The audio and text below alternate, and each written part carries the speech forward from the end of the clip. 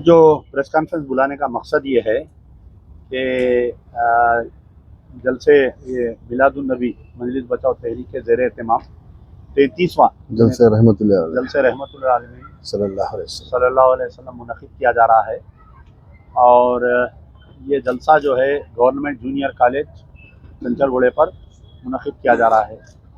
इस जलसे के सिलसिले में कई बैरून मुक़र्रिर को भी बुलाया गया है और ख़ास तौर पर मेहमान खुसूसी की हैसियत से हमारे तौक़ीर रज़ा खान साहब जो इत्तेहाद मिल्लत काउंसिल के सदर हैं, बानी हैं, और हमारे मौलाना मुफ्ती एहसानुल हक चतुर्वेदी बरेलवी उत्तर प्रदेश, और मौलाना मोहम्मद फ़िरोज़ अजीज़ी सिद्दीकी मिसबाही जो खानकाए अजीज़िया पूना महाराष्ट्र के है। इससे हटके और कई मुक़र्रिर है। हमारे जनरल सेक्रेटरी साहब पूरी तफसीली आप लोगों के सामने पेश करेंगे।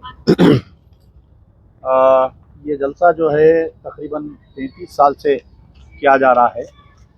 ये जलसा सबसे पहले 1992 में एमबीटी के फॉर्म होने के बाद में गाज़ी मिल्लत मरहूम अमानुल्लाह खान साहब इस जलसे की बुनियाद डाली थी। ये जलसा मनाने का मकसद ये है कि जो नई नस्ल है उनको जो है नबी करीम सल्लल्लाहु अलैहि वसल्लम की तालीमात से वाक़फ़ियत करवाना और अग़यार में जो गलतफ़हमी है इस्लाम के ताल्लुक़ से वो गलतफ़हमियों को भी दूर करना ये जलसे का मकसद रहता है।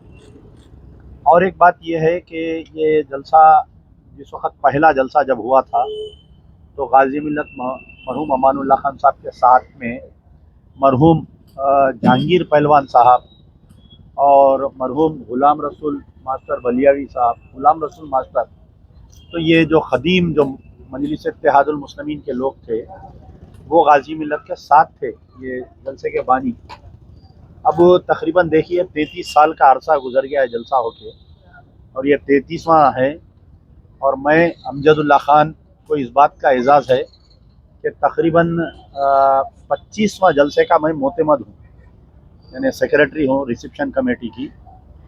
और बहुत यानी जब ये जलसा स्टार्टिंग हुआ था जब से ही ये जलसे का पूरा काम मेरे हाथ में रहता है। और जो लोग ताउन करते हैं हमारे यहाँ जैसा दीगर जमातों की तरफ से जो है जलसे के नाम पे करोड़ों रुपए चंदा किया जाता है। आप लोग देखते कि शादी खाना बुक होता, शहर के करोड़पतियों को बुला के डरा धमका के 5-5, 6-6, 7-7 करोड़ रुपए जमा करते जलसे के नाम पे। हमारा जलसा जो है बिल्कुल बहुत कम, 1-2-4 लोग जो मदद करते इसमें, उसके ऊपर हमारा जलसा होता है। और अल्लाह का ये फजल रहा कि मजलिस बचाओ तहरीक के इस प्लेटफॉर्म से बर्रे सग़ीर के एक से एक मुक़र्रिर, चाहे आप उबैदुल्लाह खान आज़मी का नाम लीजिए, चाहे आप शाही इमाम जामे मस्जिद अहमद बुखारी साहब का नाम लीजिए, और आप ऐसे बड़े बड़े मंजर भोपाली, राहत इंदौरी, ये सब लोग जो है इस जलसे पे स्टेज शेयर करें और यहाँ पर तकरीर करें। हमारे मुफ्ती अयूब खान साहब मिसबाही जो बहुत बड़े आलिम हैं मेरठ के, जो कई किताबें लिखे हैं, वो भी इस जलसे में आए थे। उबैदुल्लाह खान भी तो बोल दिया ना स्टार्टिंग। तो इंशाल्लाह इस बार भी हमें उम्मीद है कि पूरा इंतज़ामात हो गए और ख़ास तौर पर पानी बारिश के पेश नज़र जो है ये शामियाने का टेंट भी डाला गया है। लेडीज़ का अलग इंतज़ाम है, पूरा हमेशा रहता है लेडीज़ का इंतज़ाम। और क्योंकि बाहर से जो लोग इस जलसे को देखते हैं USA, UK, ऑस्ट्रेलिया और गल्फ़ में कई जगह, तो उनके लिए भी हम जो है लाइव स्ट्रीमिंग, यानी पूरा जलसा लाइव है यूट्यूब पे, फेसबुक पे, इंस्टा पे, तो वो लोग भी देख सकते हैं। तो और आप लोगों से भी ताउन की अपील है कि इस जलसे को या थोड़ा पब्लिसिटी करिए और इस जलसे को कामयाब करने में सहाफ़त का भी हमेशा से रोल रहा और मैं उन तमाम का भी शुक्रिया अदा करूँगा। कई लोग जो है हम जलसा जब स्टार्ट करे थे 33 साल पहले हमारे साथ थे, आज नहीं है वो लोग। अल्लाह ताला उन तमाम को जन्नतुल फिरदौस में आला मुकाम दे। कई सहाफ़ी भी हमारे साथ जब स्टार्टिंग हम जलसा करे थे हमारे साथ थे, आज नहीं है वो लोग, कि अल्लाह ताला उनको भी जन्नतुल फिरदौस में आला मुकाम दे। मैं हमारे जनरल सेक्रेटरी साहब से गुजारिश करूँगा कि पूरे जो भी मेहमान मुकर्रर आ रहे हैं उनके नाम आप लोगों के सामने इल्म करें। एक छोटा सा ये होने के बाद में इसके ऊपर सब बोलेंगे पूरा, सब जैनूर मिनश्शैतानिर्रजीम बिस्मिल्लाहिर्रहमानिर्रहीम। मैं सैयद मुस्तफ़ा महमूद, जनरल सेक्रेटरी मजलिस बचाव तहरीक। अल्हम्दुलिल्लाह आज प्रेस कॉन्फ्रेंस का मंशा मकसद ये है कि आज इंशाअल्लाह ताला कल इसी ग्राउंड चंचुगढ़ जूनियर कॉलेज पर 33वां जलसा रहमतुल्लिल आलमीन सल्लल्लाहु अलैहि वसल्लम ज़ेर एहतमाम मजलिस बचाव तहरीक मनाया जा रहा है। और निगरान कार जलसा जनाब मोहम्मद मजीदुल्लाह खान साहब फ़रत इंजीनियर सदर मजलिस बचाव तहरीक रहेंगे। और इसके अलावा इस्तकबालिया कमेटी के सदर की हैसियत से हज़रत मौलाना सैयद शाह ज़ैनुलाबुद्दीन क़ादरी साहब, रिजवान पाशा साहब जो है इसके सदर इस्तकबालिया हैं। और इसके अलावा इस जलसे का आगाज़ खिरात कलाम पाक से होगा। काबिल ज़िक्र जनाब क़ारी ग़ुलाम अहमद नियाज़ी साहब इस जलसे रहमतुल्लिल आलमीन सल्लल्लाहु अलैहि वसल्लम से खिरात कलाम पाक से आगाज़ फरमाएंगे। इसके अलावा मुक़ामी नात खान हज़रात काबिल ज़िक्र मौलवी क़ारी नसीरुद्दीन साहब, हाफिज़ व क़ारी नवालुर रहमान साहब और क़ारी मोहम्मद मेराज अहमद साहब और कमसिन नात खान क़ारी मोहम्मद हारून अहमद साहब, क़ारी मोहम्मद शुजाउद्दीन साहब और क़ारी सैफुद्दीन खालिद साहब खिरात कलाम नात शरीफ का नजराना पेश करेंगे। इसके अलावा मुक़ामी मुक़र्रिरीन कराम में मौलाना सैयद बख्तियार आलम साहब फाजिल जामे निज़ामिया, इमाम व ख़तीब जामा मस्जिद महदिया मुशीराबाद। इसके अलावा हज़रत मौलाना हाफिज़ व क़ारी ग़ुलाम सैयद अशरफी साहब, कामिल जामे निज़ामिया, जनरल सेक्रेटरी सुन्नी उलमा बोर्ड और जनाब शौकत अली मिर्ज़ा साहब, डॉक्टर शौकत अली मिर्ज़ा साहब के अलावा मौलाना हाफिज़ अब्दुल जब्बार रिशादी साहब और जनाब अब्दुल क़ादिर साजिद साहब, ऑर्गेनाइजिंग सेक्रेटरी मजलिस बचाव तहरीक भी इस जलसे से खिताब फरमाएंगे। और मुक़ामी शोरा इकराम में काबिल ज़िक्र हज़रत मोहम्मद समदानी साहब, हाफिज़ क़ारी शमसुद्दीन ज़मा साहब और जनाब सैयद मुस्तफ़ा अली सैयद साहब, मोहम्मद रशीद अरशद साहब और आलमी शोहरत याफ्ता शायर निज़ामी साहब, मौलाना जलील निज़ामी साहब आलमी शोहरत इस मुकाम में इस जलसे से जो है ना अपने कलाम सुनाएंगे, नात शरीफ का नज़राना पेश करेंगे। और इंशाअल्लाह ताला जैसा कि आप जानते हैं कि इस जलसे रहमतुल्लिल आलमीन सल्लल्लाहु अलैहि वसल्लम की बुनियाद जनाब मरहूम अमानुल्लाह खान साहब ने डाली थी और वो सिलसिला जारी व सारी है। और इंशाअल्लाह ताला शमअ मोहम्मदी के परवाने से अदबन इल्तिमास करता हूँ कि इस जलसे को हज़ारों की तादाद में शिरकत फरमाकर इसको कामयाब और कामरान बनाएं। शुक्रिया। अस्सलाम वालेकुम। सब कल जो बेहरमती हुई, जो डीजे वगैरह चले, जो बच्चे एक्सीडेंट वगैरह करे, जो भी हुई, उसके ऊपर आपका क्या कहना है? देखिए, शुरू दिन से जब से ये जुलूस का सिलसिला चालू हुआ 12 साल पहले से, तो मजलिस बचाओ तहरीक का ये स्टैंड रहा कि भाई अभी आपकी कौम जो है उतना ट्रेंड नहीं है अभी। तो जिस तरीके से अगियार के तरफ से कोई जुलूस वगैरह निकाला जाता, परेड किया जाता, तो वो लोग एक मुनज़्ज़म अंदाज में अपना मुजाहरा करते हैं। तो ये शक व शुबा शुरू से ही है। आपको मालूम होना चाहिए कि आज से कई दिन पहले नामपल्ली दरगाह से लेके मक्का मस्जिद तक एक पंखा जुलूस निकला करता था।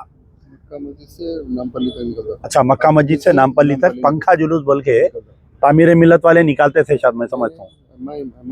तो वो जुलूस में ऐसी गड़बड़ हो रही थी तो जुलूस को बंद कर दिए थे। अब ये फिर से सिलसिला चालू हुआ तो हर साल हमारी तरफ से हम अपील करते कि ये अगियार के है, ये सब पूरे या राशा डालना, ये ग्रीन कलर फेंक ले रही और आपके डीजे बजा रही। अरे भाई, आपको सरकार दो आलम सल्लल्लाहु अलैहि वसल्लम की अगर आपको जश्न मनाना है तो आप जाओ, नमाज पढ़ो, आप जाके यतीम खाने में आप कोई यतीमों का सहारा बनो, आप जाके ओल्ड एज होम में जाइए। शहर में कितने ओल्ड एज होम आए, वहाँ पर जाके आप एक टाइम का कोई ज़ईफ़ माँ का सहारा बनिए आप। लेकिन यहाँ पर क्या हो रहा, और इसके इसके हालत ख़राब होंगे। नहीं, आप देखिए आपकी कमरे पे किस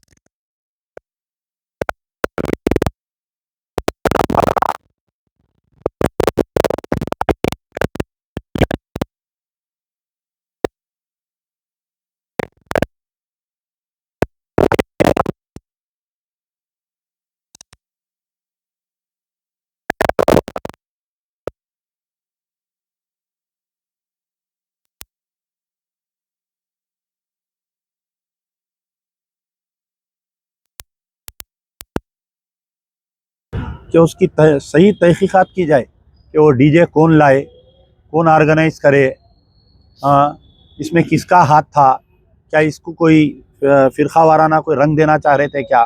वो तो अच्छा हुआ हमारे डीसीपी साउथ मैडम वहाँ पर थे और हमारे एडिशनल डीसीपी जहांगीर साहब वहाँ पर मौजूद थे। इमीडिएट एक्शन लिए उन्होंने, और फायर इंजन अवेलेबल नहीं था वहाँ पर वो टाइम पे। तो अल्लाह ताला जो है बहुत बड़ा हादसा होने से टल गया। लाठीचार्ज देखिए आप, वो तो गरीब की जोरू सबकी भाभी। तो अब मुसलमानों पे लाठीचार्ज तो हमेशा, पहली मर्तबा नहीं हो रहा। 2 महीने से पुराने कमिश्नर मार रहे हैं, गली गली फिर के मार रहे हैं, आपके मुस्लिम महलों को टारगेट करके मार रहे हैं। अगर फ़र्ज़ करिए यही अगर दूसरे जुलूसों में गड़बड़ हो रही थी, कुछ यानी 2-3 दिन पहले गणेश जुलूस भी गया तो पुलिस वाले गेरू पगड़ियाँ बन के गणेश के रथ को खींचते हुए बताए। तो हमारे साथ फ्रेंडली पुलिसिंग नहीं रही कभी भी। जो लाठीचार्ज हुआ उसको कल मैं कंडम किया, सख्ती से कंडम किया हूँ।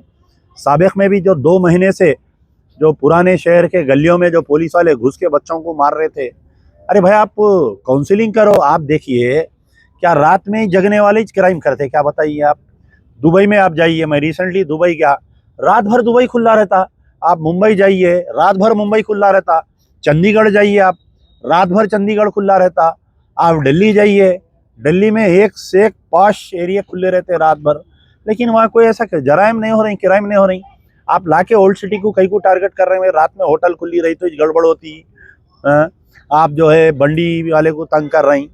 तो हमारा मुतालबा ये है कि ये रात के कारोबार से जिसको ज़रूरत है, जिसको सुबह में जाना है, उन्हें बराबर उठ के जाता है काम पे। अब अगर मैं रात में 3 बजे भी सोया, मेरे को अगर काम पे जाना है सुबह में, मैं उठ के जाता हूँ। अब आप लोग अभी प्रेस वाले रात में 2-2, 3-3 बजे तक काम करते, तो अब उसको लाके जो है नहीं है, रात में होटल खुले रहने से, रात में तिजारत खुले रहने से बच्चे आवारा हो जा रही। अरे अच्छे खासे मेरे पास एक केस आया कुछ दिन पहले। वालिद मैनेजर है, वालदा जो है प्रिंसिपल है, हेड ऑफ द एक स्कूल के है। उनका बच्चा जो है कुछ चोरी के केस में गड़ गया, एकलौता एक बच्चा है। तो बाद में मैं पुलिस स्टेशन को जब गया तो पुलिस वाले ये बोले कि पुलिस वाले जो है वालदा वालिद यही बोल रहे थे कि नहीं बच्चा मासूम है, नहीं करा चोरी बोल के। मैं जब इंस्पेक्टर करने गया तो इंस्पेक्टर बोला 6 गाड़ियाँ निकले इस करने से बोल के।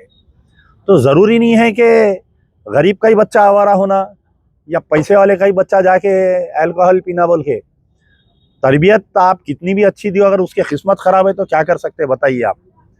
तो ये जो अब मौजूदा कमिश्नर ऑफ पुलिस सीवी आनंद साहब एक एक्सपीरियंस्ड आदमी है।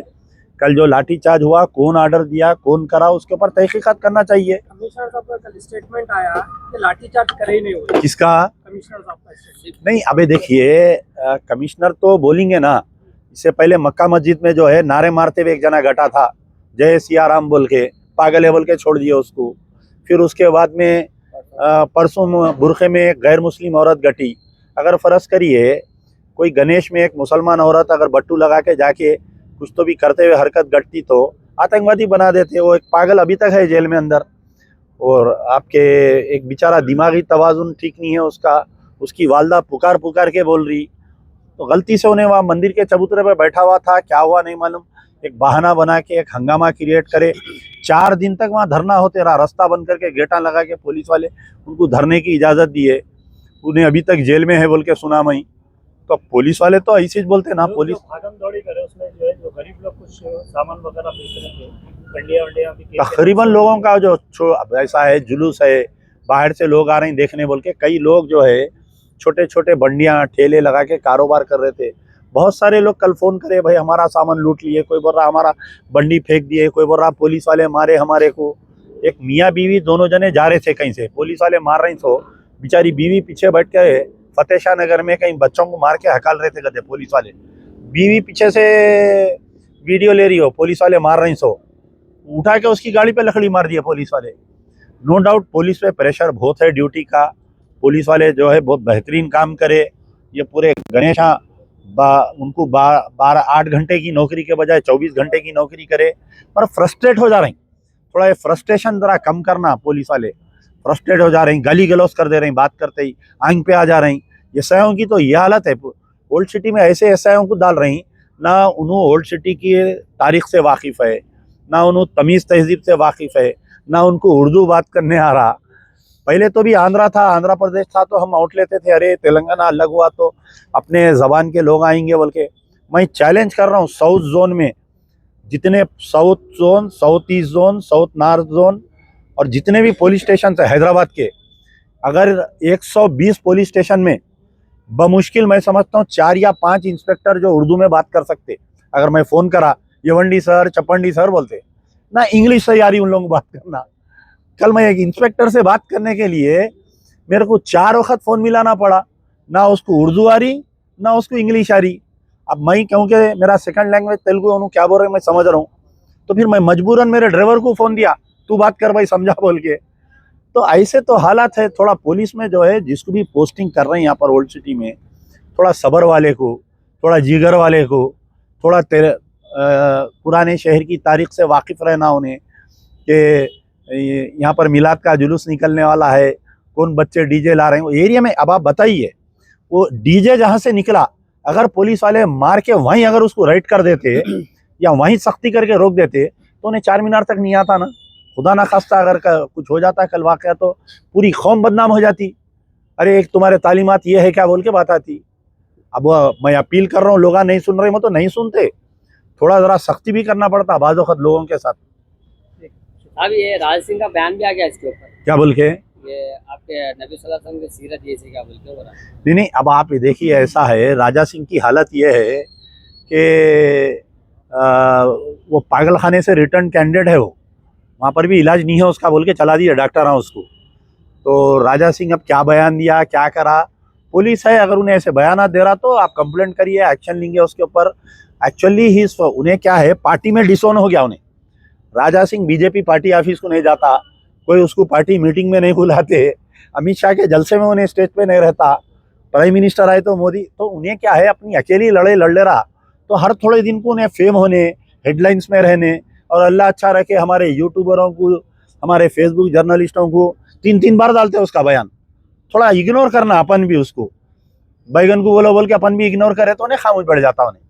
तो ये है किस्सा। असल मुद्दा हम आपसे ये मुखातिब करना चाह रहे थे कि देखिए, लास्ट ईयर इसी जलसे में अल्लाह ताला हमारे ज़बान की लाज रखा कि जब यहाँ पर जलसा हुआ था मिलादुन नबी का, हम एक अपील करे थे तेलंगाना के मुसलमानों से, हम ये अपील करे थे कि बड़े मोदी को हराना है तो छोटे मोदी को हटाओ यहाँ से बोल के।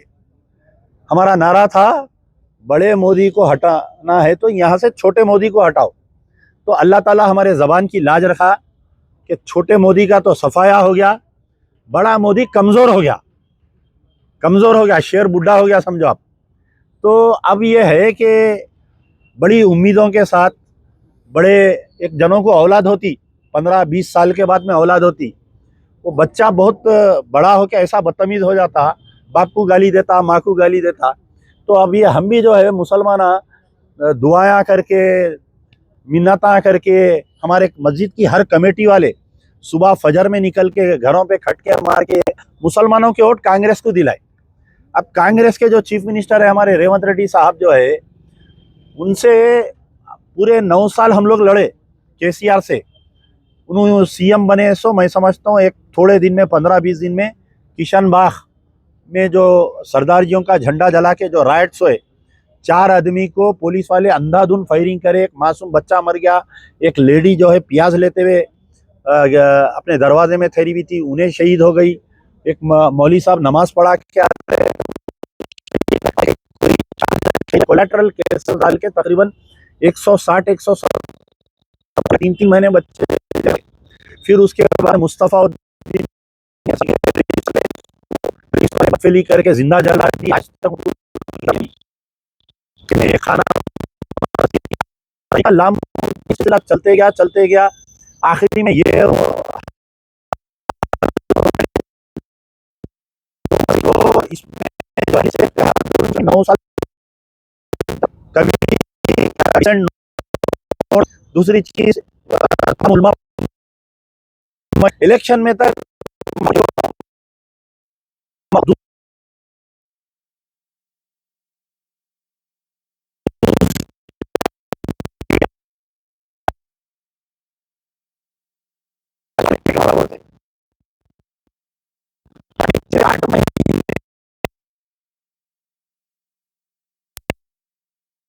के ऊपर पथराव करे तो हमारे रेवंत रेड्डी साहब मुंह नहीं खोल रही।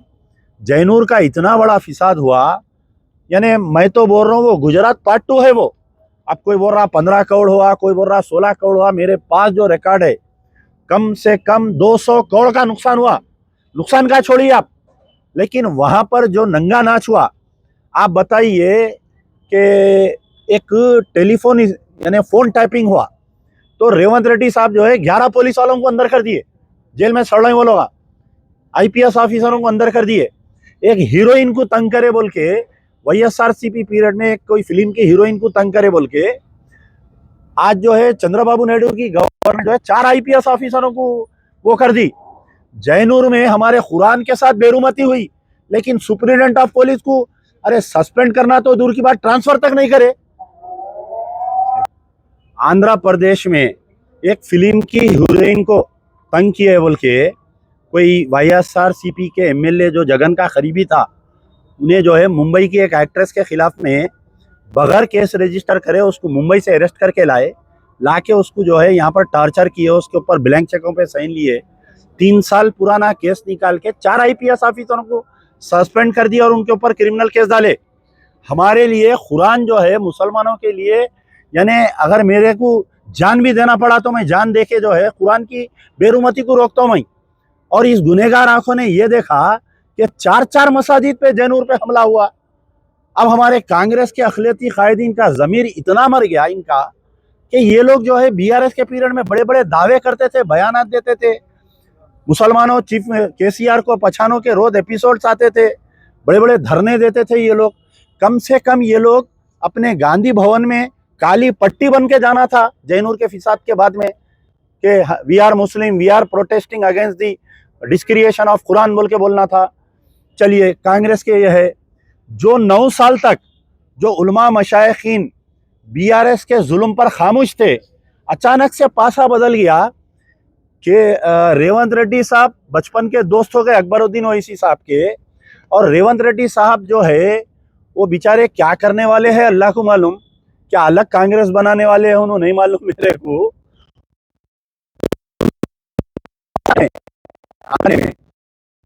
कांग्रेस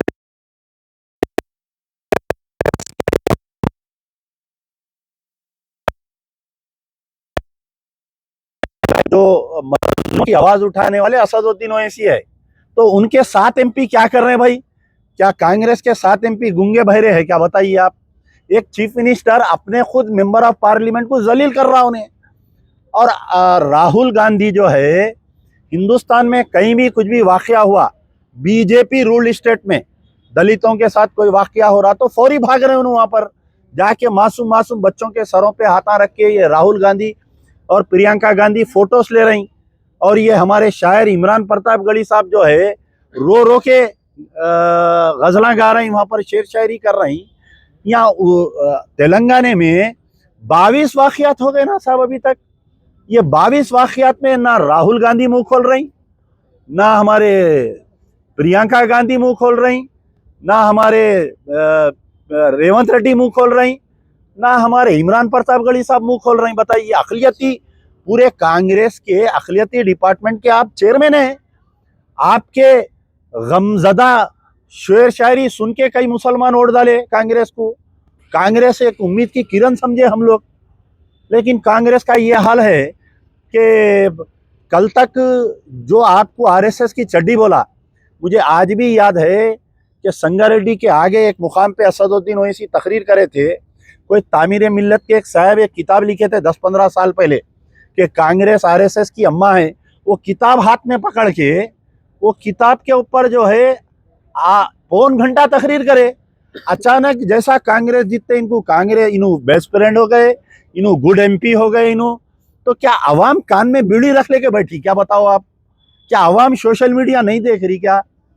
अच्छा, हमारे महबूब आलम खान साहब उठे सो के जैनूर का फिसाद होने के 20 दिन के बाद में मैं अपील कर रहा हूँ, एक अकाउंट बनाएंगे, हम अपील करेंगे। अरे अल्लाह का दिया आपको इतना है, आप अगर खाए सो हाथ से झूठे हाथ से झटके तो जैनूर के पूरे वो हो जाते, मुसलमान सही रास्ते पे आ जाते। हमको 1 रुपया नहीं चाहिए कंपनसेशन में। हमको जो कुरान की बेरुमती हुई जैनूर में, और आप बताइए फिसाद हो गया, सेक्शन 144 है बोल के अमजदुल्ला खान को जैनूर जाने नहीं दे रही, लेकिन वह जैनूर में रोजाना रैली निकल रही। बाज़ाफ्ता एक आज के तेलुगु अखबार में, आज के उर्दू अखबार में आया कि जैनूर में मुसलमानों का बाइकाट, समाजी बाइकाट का ऐलान किया गया, तो चीफ मिनिस्टर खामोश है। 22 वाकयात हुए ना साहब। देखिए इन्हों चीफ मिनिस्टर बने, थोड़े दिन के अंदर जो है निज़ामाबाद से पहले एक मुकाम है वहां पर जो है खबरस्तान में निज़ामाबाद का एमपी ठहर के एक मंदिर की तामीर करा। आरमूर के आगे एक मुकाम है।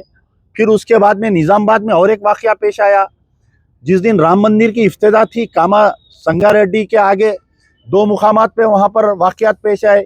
नारायणपेट में वाकया पेश आया, मोइनाबाद की मस्जिद शहीद हो गई।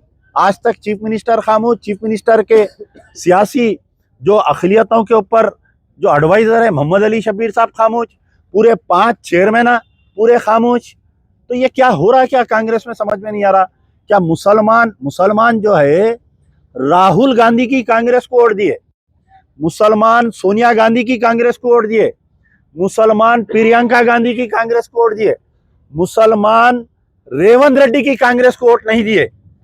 इमीडिएट एक्शन लेना चाहिए, वरना अगर ये समझ रही कि ना अब ना पार्लियामेंट इलेक्शन है, अब ना असेंबली इलेक्शन है, अब मुसलमान हम नहीं पूछेंगे उनको, तो ये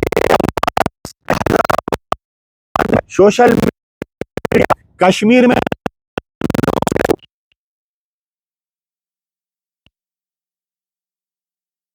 कांग्रेस फिर वो पिछले 10 साल आईसीसी का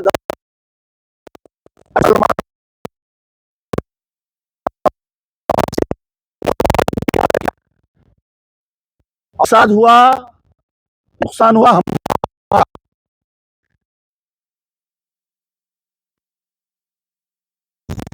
चलने का वाकया पढ़िए आप। एक आदमी जो है मस्जिद के सामने की कमेटी एतराज करती के गाने लगा रहा है, 5 दिन तक गाने नहीं कर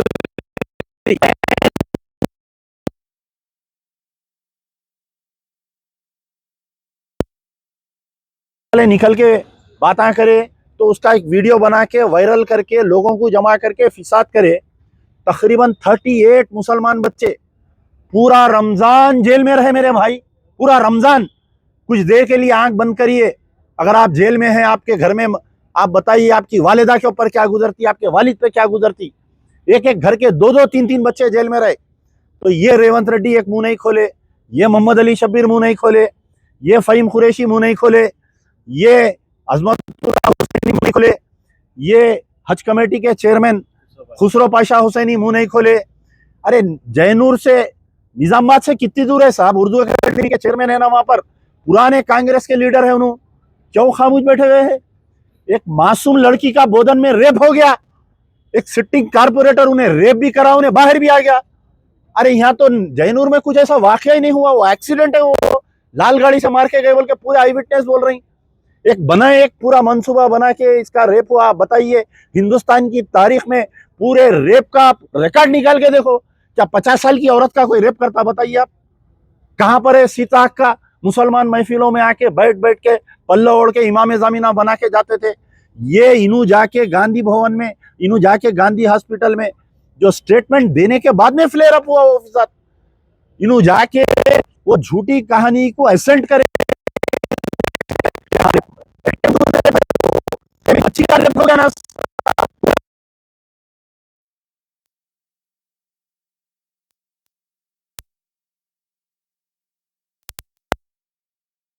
रैंक का ऑफिसर, सरकार उसको 2.5 से 3 लाख रुपए तनख्वाह, 20 आदमी का स्टाफ देती उसको। क्या कर रही थी आपकी इंटेलिजेंस, क्या कर रही थी बताओ?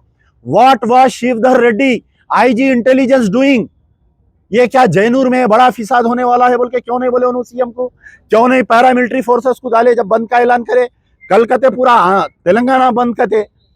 जिस दिन से ये वाकया हुआ जैनूर का अतराफ के पूरे इलाकों में डर और खौफ का माहौल है, मुसलमान घरों से निकलने को डर रही। तो बहरहाल हमारा बोलने का मतलब यह है कि मुसलमानों को आप अगर धोखा देंगे, देखते देखते जुम्मा जुम्मा 8 दिन बल्दिया इलेक्शन आने वाले हैं, पूरे बल्दिया इलेक्शन में कांग्रेस वॉश आउट हो जाएंगी। कई लोग मेरे को बोलते हैं अरे भाई आप ही कांग्रेस की तायद करे ना। यकीनन करे, अगर कांग्रेस की तायद करे तो ये वाहिद अमजदुल्लाह खां में दम है कि जाके फिर हम उसकी आंख में आंख डाल के बोल रहे हैं। आज आप बताइए पिछले 8 महीने से सिवाय अमजदुल्लाह खां से सरजमीन तेलंगाना में कोई मर्द है क्या बताओ आप, जो आज कांग्रेस के खिलाफ में बोल रहा, राहुल गांधी, रेवंत रेड्डी के और राहुल गांधी के खिलाफ में बोल रहा? बताइए। कई लोग जो मेरे से अच्छा मिलते थे, जो मेरे से बातचीत करते थे, फोन पे बात करते थे, जब से मैं ये कांग्रेस के खिलाफ में बोलना शुरू करा मेरे से बात करना छोड़ दिए, दावतों में बुलाना छोड़ दिए। ऐसी होता था जब हम बीआरएस की गवर्नमेंट थी, तेलंगाना एजिटेशन में कोई साथ नहीं दिए। बहुत कम लोग थे जो मुसलमान स्टेज पे दिखते थे, जिसमें से एक वाहिद अमजदुल्लाह खां शेरवानी पहन के जाता था। तेलंगाना बनने के बाद में जो नाइंसाफी हुई मुसलमानों के साथ, I was the first person to, सबसे पहला आदमी था मैं आलेर एनकाउंटर पे जाके बहस करा महमूद अली से। मैं ये बात बोला था महमूद अली को कि ये कुर्सी लेके खबर में जाने वाले नहीं है, अमल लेके आप खबर में जाने वाले हैं। आज बताओ आप, आज जो लोग कांग्रेस में इख्तेदार पे है ये समझ रहे हैं कि हम मुंह नहीं खोले तो हमारे को और तरक्की होती। साबिका में बीआरएस में जितने लोग चेयरमैन थे, जितने कुर्सियों पे थे, आज उनको गली का कुत्ता नहीं पूछ रहा, जाके देखो आप उनको। तो बहरहाल ये जो लोग जो बोल रहे हैं कि आप कांग्रेस की तायद करें, हाँ हम करे थे। हम सोनिया गांधी की कांग्रेस को तायद करें, हम रेवंत रेड्डी की हम राहुल गांधी की कांग्रेस को तायद, हम चाह रहे थे कि एक सेकुलरिज्म का माहौल बने पूरा। आज वक्फ के ऊपर वक्फ अमेंडमेंट बिल, आप बताइए असदुद्दीन ओवैसी साहब आज सबसे बड़ा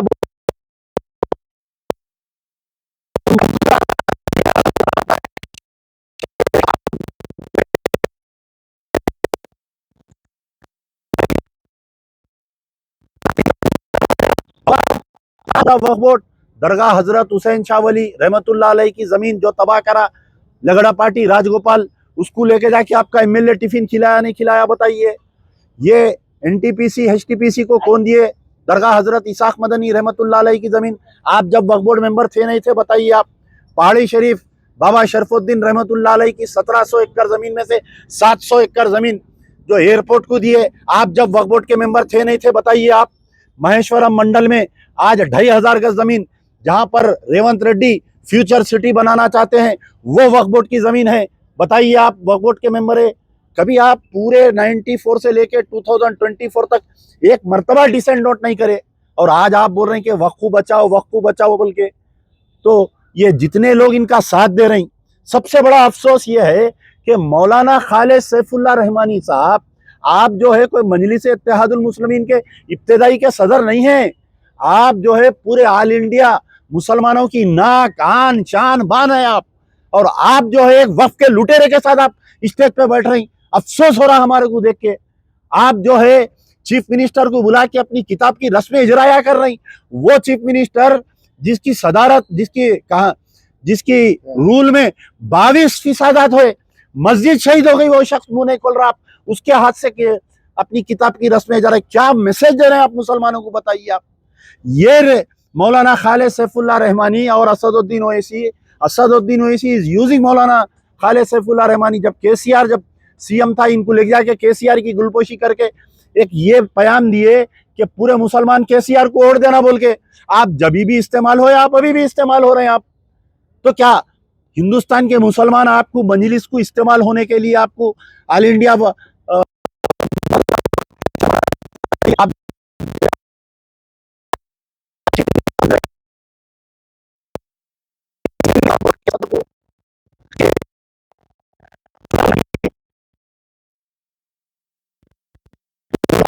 करेंगे।